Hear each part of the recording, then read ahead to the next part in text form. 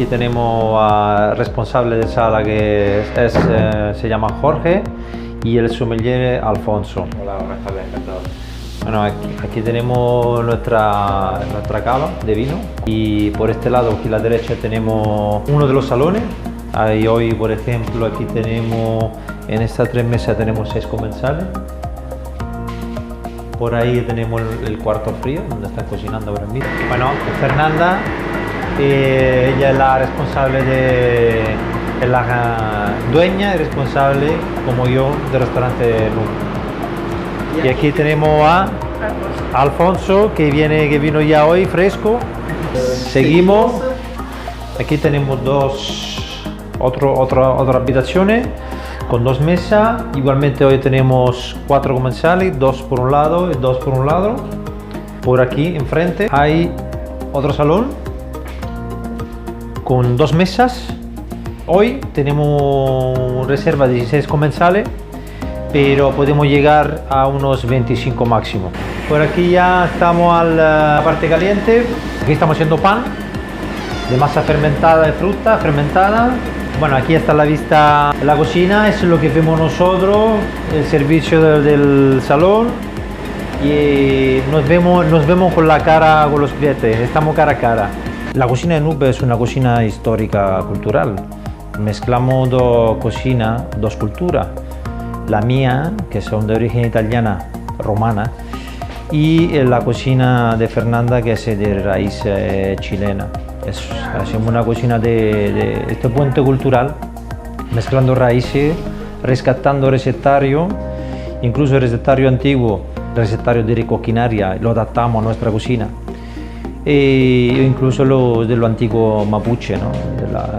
Lo que le toca pues de la cocina, de las raíces de la cocina de Fernanda. Esta es un mix de áreas, es el área dulce y el área también de los entrantes, de lo que son los snacks. En base a lo que hacemos con los postres, también tienen historia, ¿no? Son históricos culturales al igual que el resto del menú.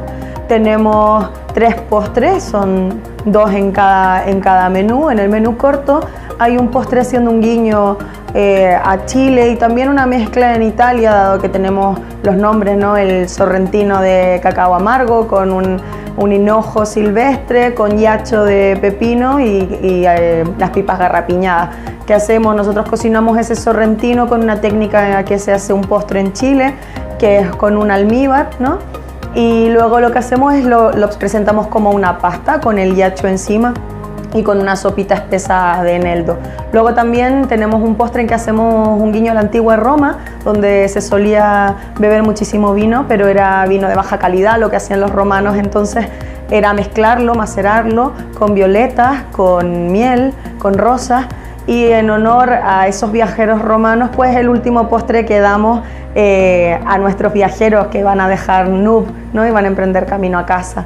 Luego hay otro postre que se llama manzana grata queca y sal, y eso ya es un conjunto de ambas culturas y bueno, y más bien de recuerdos. Cuando yo era pequeña me subía a los árboles y comía manzanas verdes con sal, la sal la guardaba en el bolsillo, y luego Andrea, cada vez que iba a la playa con sus amigos en su moto, pues lo que hacía, había un señor en la playa que daba un servicio que es rallar una piedra de hielo, rasparla y luego echarle un sabor, saborizarla, que hacemos nosotros, un juego entre ambos recuerdos, ¿no? Y hacemos una piedra, un bloque de tequila, le ponemos sal al cliente en la mano y tenemos unas manzanas osmóticas con limón, entonces hacemos el juego de sal, tequila y limón, ¿no? Lo que hacemos es eso, y jugar con ambos recuerdos. Los ingredientes son muy importantes, ¿no? Es buena parte del éxito de una buena cocina son los ingredientes al final. Intentamos que sean un 70-80% productos locales, mientras que sean de calidad, ¿no? La cocina que hacemos nosotros puede ser sencilla o puede ser complicada, es dependiente de cada plato, ¿no? Cada plato es diferente.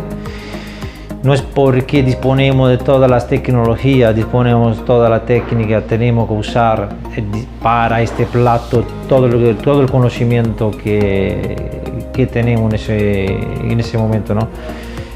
Al final usamos unas técnicas cuando la necesitamos, no porque la tenemos que usarla, ¿no? Eso es importante para nosotros, ¿no? Un plato puede ser sencillo pero interesante, ¿vale?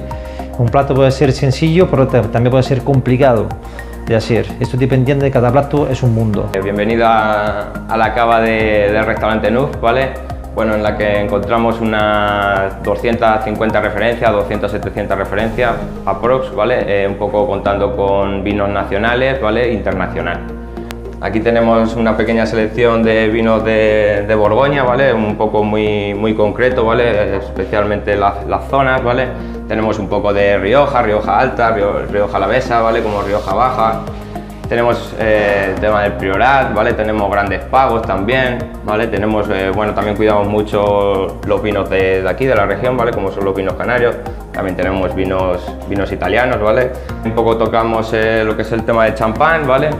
Con, no sé, tendremos unas 50 referencias un poco estimadas de lo que es el producto champán. Nosotros trabajamos con fermentos. Normalmente el kefir se suele fermentar con leche, como todo el mundo conoce este fermento que es como un coliflor, ¿no? Desgranado, el kefir. Y nosotros trabajamos en lugar de con leche, hicimos prueba con nata y el resultado fue muy interesante porque se consigue una textura que nos recuerda mucho entre la mozzarella di búfala y la burrata, ambos quesos del sur de Italia. Con este proceso hemos conseguido que nos recuerde mucho la textura de estos dos productos, ¿vale? Pues como veis aquí tengo esta esfera que del interior es muy cremosa y tiene un punto de acidez que gracias al kefir nos recuerda mucho a la burrata, a la mozzarella di búfala, ¿no? Le vamos a añadir un tomate concentrado.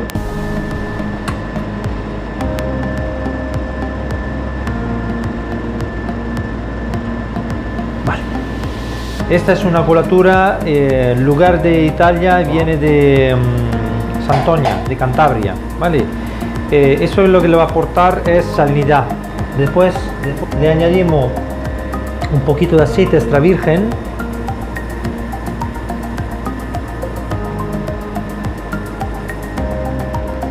Albahaca limón.